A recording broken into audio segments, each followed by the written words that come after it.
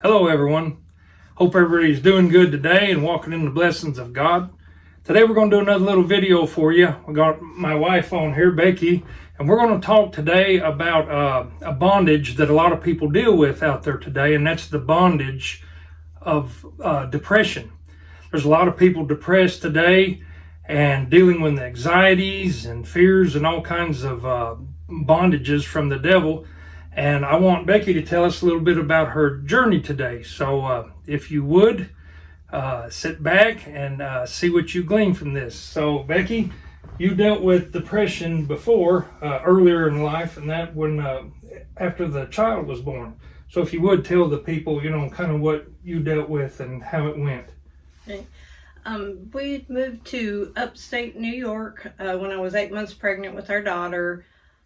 We were alone up there pretty much. I was away from my family, so I gave birth to my first child, and after that, most of the women know, the baby blues kicked in, and about that time my brother had passed also. I'm the baby of 5, so I was extremely homesick going through the birth of my child and first few months of her life all by ourselves. And a girl wants her mama when during that time, and my sister, and the depression kind of kicked in. I wasn't even really aware of that's what it was, because back then you didn't hear so much, about, oh, somebody's depressed, but it's not as prevalent as it is today.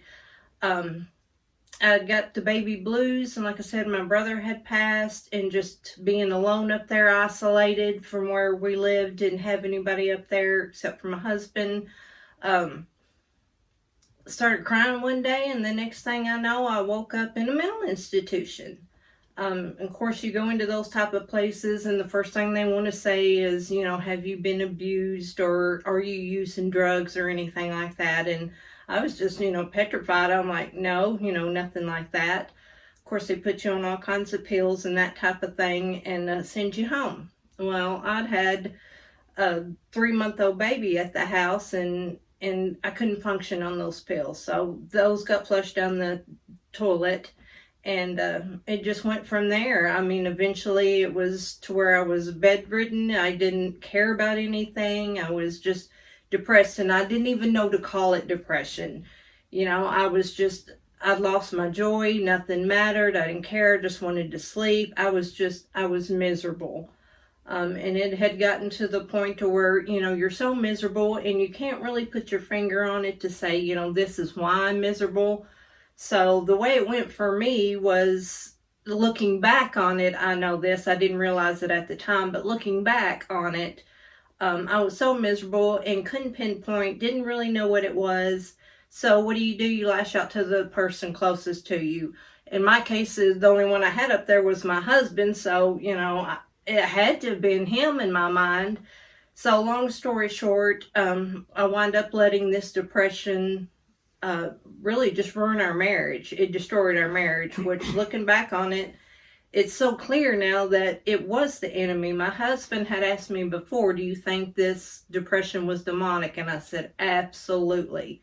Because if you look back on it, what does he do? He comes to kill, steal, and destroy. And that's exactly what he did. And the Bible also says that my people perish for lack of knowledge. I didn't know that at the time. So that's exactly what happened. The enemy came to kill, steal, and destroy, and I let it happen because I didn't have that knowledge. I didn't understand what it was and what was going on with it at the time. Yeah, today I think there's so much of that, that people, they don't know what's hit them or come on them. And they go to the doctor, and the first thing the doctor wants to do, and of course they're trying to help, but is to medicate, and I'm not saying that's bad, but a lot of times all it does is put a Band-Aid on something. Exactly, you function, yes. But you're not walking in your joy. It masks it. It doesn't cure it. The only cure for that, as we know, is the deliverance of Jesus. Yes, Jesus come to set the captives free. Yep. So I know, there's so much of this today, and we're even seeing it, reports of the youth, that our grandchildren are saying that, kids, young kids are being depressed and wanting to take their lives. And people need to know it is a snare of the devil. Yes. Yes, very much so. It's directly from the pits of hell. So I just wanted the people to know that, don't be ashamed if these things come on you or like you're the only one this has happened. This happens to people all over. You know, a lot of people are dealing with it, and it's men, women, children. Mm-hmm. But what I just wanted her to share this, because what we want to do, we're going to make a small series on this, but I wanted her to tell of how far it got with her. I mean, it actually went to where you was. It destroyed our lives. Yeah, and the hospitalization, and that's a fearful thing. You know, even to go visit her there was horrendous for me. Because I'd never been around any of that. But what I want people to see is there is a way out. You've walked in years and deliverance from this bondage of the enemy, and what we want to do is we want to get the teachings out and let Becky share how she come out of it. It's an amazing story. I won't get into that now.